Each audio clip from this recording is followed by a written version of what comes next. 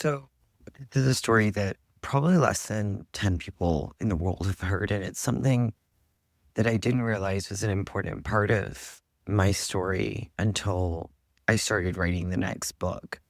When I looked at the release of my last book, I don't think a lot of people noticed the shell of a human I had become in my chronic PTSD. And I didn't push that book into the world because I didn't want to be seen by the world.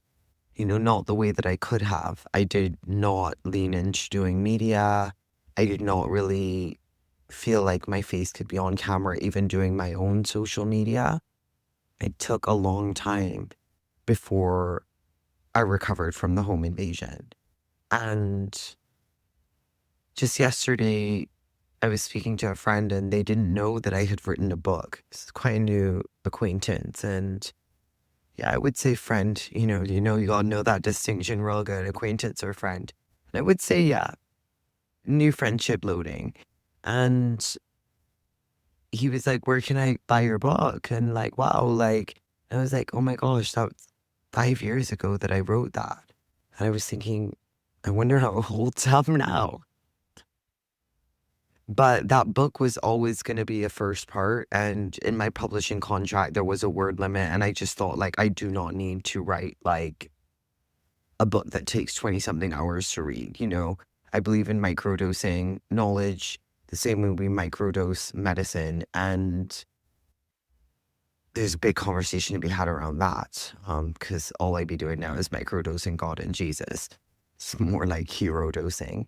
But we don't want to digress. The point of the story is a lot can happen in 5 years. And what remains true is that the human being will always be the human being. And we will still have intelligent systems that are not going anywhere. We will have a neurological system, a biological system, a psychological system, emotional system, somatic system.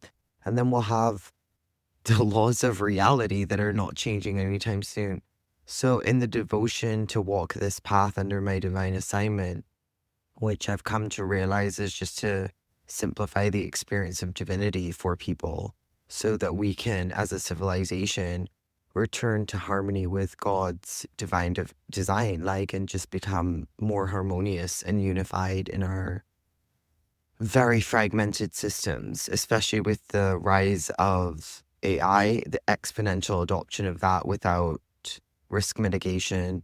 We haven't seen compliance come in yet. There's going to be a lot of shifts and a lot of radical and quick change because of the speed at which intelligence itself, artificial intelligence that is coming into the world, and the way that tech is advancing as well. So we have the speed and acceleration of technology and intelligence, artificial intelligence, against the backdrop of a human system that's pretty much remained the same as God's divine design operationally. Of course, we looked at the industrial age, gave us a gateway into efficiency, which I have this theory that it's like, okay, we learned how to optimize the human on a good day. It's like, all right, maybe at 8 hours, they'll start to crash out. So cool, 8 is how long we could push. And then we got better at how much we could do in that 8 hours. So what was done in 8 hours can now be done in 6 hours or 4 hours. But instead of giving that extra time back to the human, we went, we'll get them to do another set of work because it's still the same 8 hours that we've made, the status quo. If you're just looking at a traditional 9 to 5, of course, there's a breadth and plethora of what work, career, and occupation is in terms of the occupying of one's time and devotion to outcomes. But I think that really led to the obsession with efficiency, breeding with hustle culture and overachievement, or just the achievement drive, really led to a compounding impact of burnout. And nervous system dysregulation seems to be a big thing over the last few years.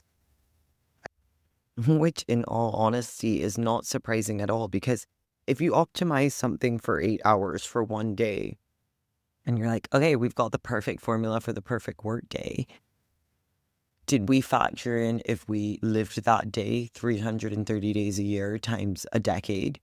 And so what was the sort of impact on the body, impact on the mind, impact on the well-being of the human when we optimize for efficiency and then stretch that across a variable of time, like a year or 10 years. And it's interesting to see the amount of time that it takes a human to burn out, but there's a lot to learn looking back, which means when we understand how to look at the problem, we also understand that there is so much opportunity for how we can do things better. I just think that the more that we can lean into understanding how to be at harmony across our systems, especially the way that our human system integrates into our tech, AI, and bigger systems at large, i.e. the circadian rhythm is part of a system that has very predictable solar behavior in terms of our solar system. The sun will rise and set on the earth at different times in different places. The menstrual cycle will happen for a woman 28.5 days. Like, there's things within our intelligence, our divine intelligence and design that are not changing. And I don't know if harmony is getting as much of a focus as it should. And I just feel like that's where the vibe's at for me, right? I feel like in recording this, there was no intention other than how I always start recording things. That's a really interesting point. You should record that to remember it. And then I flow into this expression, soul overflow, and I'm not mad about it. And I'm not going to add an intro, and I'm not going to edit this into a proper format. This is more of an anchoring into saying, I'm back, and watch this space, because there are a few exciting things that I cannot wait to share, including introducing harmogenic intelligence to the world, the intelligence field that has been sort of playfully taking up all the delicious spaces in my consciousness as I seek to answer that question of how we can be in harmony with the Genesis divine design and what that looks like in a very simple way for humanity, so that we can not just keep knowing things in terms of the over intellectualization, but then leaving ourselves so overwhelmed with information, which is what I called hypercognitive entrapment. We are trapped in this hypercognition at the moment, where it's information, stimulation. And we just need to make sure that that's translating into reality the way that we desire to see our lives transformed. And I do think that there's a huge opportunity to explore the difference between what we know and how we live. And a lot of information is coming on that. Like what I have been working on in the background, you guys have so many things to tap into, because as you know, your happiness is my mission, and that hasn't changed over the last decade or so, 5 years since writing the book, The Intelligence of Happiness. And it's funny how it's just become more fun. And it's true what they say, find the thing you love and you never work a day in your life. And I just feel like I've looked up and,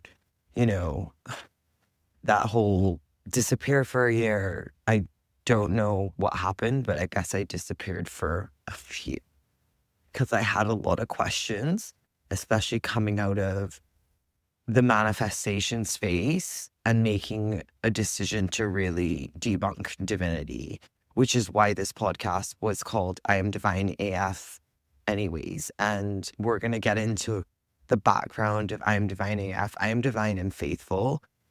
Such a powerful invocation. And I cannot wait to start sharing more about what this brand philosophy is, what the heartbeat of it is, what the DNA is, the life of it on a cellular level that has moved me to tears more times than I can count. And I'm just hoping that in listening to this and in sharing this with you, that it keeps you closer to your magic and the experience of miracles, because it's all real. And there is so much fun to be had in this heaven on earth. So stay tuned. Lots coming. I'm wishing you a beautiful and blessed and divine experience, no matter what day it is, month it is. The only place we exist in is the now. So take a deep breath and follow the love. Till next time, talk soon.